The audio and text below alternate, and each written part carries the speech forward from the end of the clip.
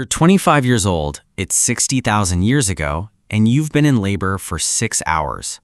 There's no hospital, no midwife with formal training, no way to know if something's going wrong.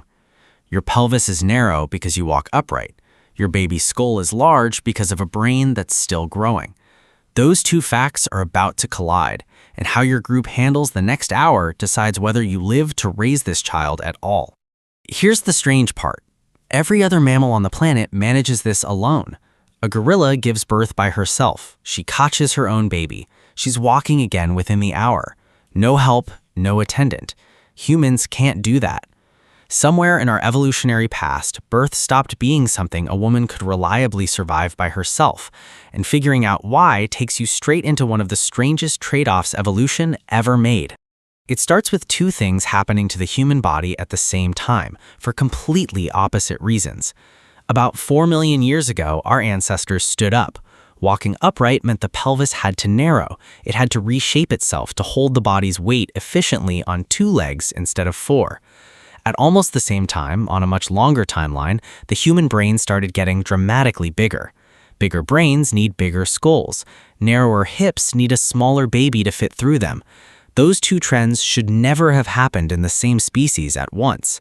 In 1960, anthropologist Sherwood Washburn gave this collision a name, the obstetrical dilemma. Two systems, walking and thinking, fighting over the exact same real estate. And your body inherited both halves of that fight at once, whether it was ready for the compromise or not. Evolution's fix was brutal. Human babies are born early. Not early like a preemie, early compared to every other primate's development timeline. A newborn wildebeest can run with the herd within minutes.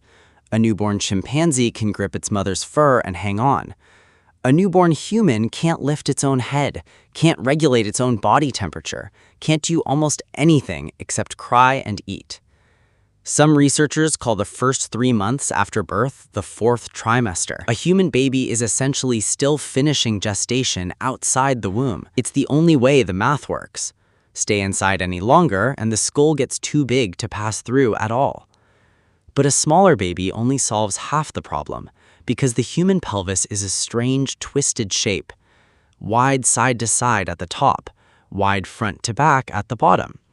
The baby doesn't come out in a straight line. It has to rotate, turn nearly 90 degrees on the way down, rotate again as the shoulders follow. It's a corkscrew, not a tunnel.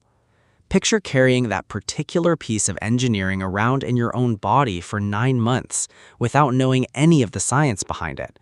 Just sensing that this part of being human has never come easy. And here's where it gets interesting. Because the baby rotates, it's usually born facing backward, away from the mother, not toward her. In almost every other primate species, the baby comes out facing the mother. She can reach down and guide it out herself. A human mother trying to do that alone has to reach behind her own body, blind. That's the exact moment she's in the most pain of the entire process. Routine, expected help during birth. Not a cultural preference, a biological need. It shows up everywhere, among the Hadza in Tanzania, the Juhansi in the Kalahari, the Agta in the Philippines. Every hunter-gatherer society ever studied treats birth as a group event, not a solo one. An experienced attendant is present to apply pressure, adjust position, and catch the baby the mother can't see or reach herself. No known human culture anywhere on record has ever normalized giving birth completely alone. If you'd been in labor 60,000 years ago, you wouldn't have known any of this science.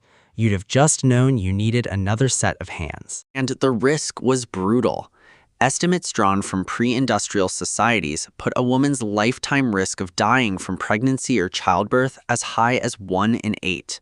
Not 1 in 8 births, 1 in 8 women across a lifetime of them. Compare that to your odds today in a country with modern medical care, somewhere around 1 in 10,000. Every birth in deep prehistory was an emergency the entire group prepared for in advance. We have physical proof of exactly how badly this could go.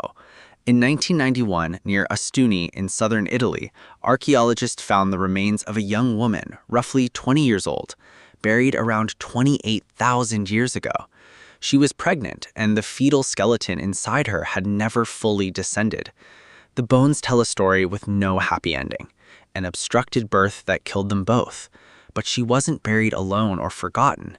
She was buried with care, with shell ornaments placed in the grave.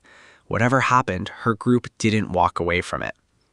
And for most of human history, there was no fallback for a birth that stalled the way hers did. The obvious fix, a surgical delivery through the abdomen, existed as an idea for thousands of years before it existed as something a mother could survive. Historical accounts describe cesarean operations going back over 2,000 years, but almost all of them were performed after the mother had already died, purely to try to save the child. A mother surviving her own cesarean was rare enough to be treated as legend. That didn't reliably change until the 1880s. A German surgeon named Max Sanger introduced a technique for stitching the uterus closed after the incision, and survival odds finally started to shift. Before that one change, cutting a baby out was close to a death sentence for the mother almost every time. For nearly the entire existence of our species, if your body couldn't manage birth the way it evolved to, there was no version 2. So how did this species survive this, generation after generation, for 2 million years? Part of the answer isn't even about the birth itself. It's about what happens after. In 1998, anthropologist Kristen Hawkes proposed what's now called the grandmother hypothesis. Human females are one of the only animals on Earth that live for decades after they stop being able to reproduce. Hawkes argued that's not a biological accident. Grandmothers who kept gathering food and helping raise grandchildren directly increased the odds that those grandchildren and their mothers survived a dangerous first few years. Evolution didn't just need to keep mothers alive through labor, it needed to keep the whole support system around them alive too. That support system went far beyond grandmothers. Human infants, almost uniquely among primates, are raised by a rotating cast of caretakers. Fathers, older siblings, aunts, unrelated adults in the same group. A chimpanzee mother carries and feeds her infant almost entirely alone for years. A human mother, for most of our history, never had to. Surviving birth was never the finish line. It was step one in a system built to keep both mother and infant alive long after the danger had passed. And that danger didn't end once the baby was breathing. Historians and demographers studying pre-industrial populations estimate that in many traditional societies, somewhere between 1/4 and 1/3 of infants didn't survive their first year. Close to half of all children died before reaching adulthood. A group with more people watching, feeding, and carrying a vulnerable infant simply had better odds of getting that child through the years it couldn't protect itself. Every extra adult paying attention was, in a very real sense, insurance against a future the infant had no way of securing on its own. Bipedalism narrowed the pelvis. Bigger brains demanded bigger skulls anyway. Birth got mechanically strange enough that babies had to twist and turn on the way out, facing away from the one person best positioned to help them.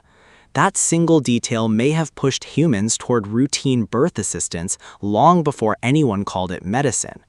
The risk stayed brutally high anyway, high enough that archaeologists still find its evidence buried in the ground, high enough that surviving a stalled birth stayed close to impossible until well into the 1800s. And the species survived, not because any one person figured out how to do it alone, but because evolution built an entire support network around the moment. Attendants, grandmothers, a whole group of caretakers who didn't disappear the second the baby was born. Every person alive today exists because that system worked often enough. Somewhere in your family line, going back thousands of generations, a woman survived a birth that had a real chance of killing her, surrounded by people who showed up for exactly that reason. You weren't built to do this alone. As it turns out, none of us ever were.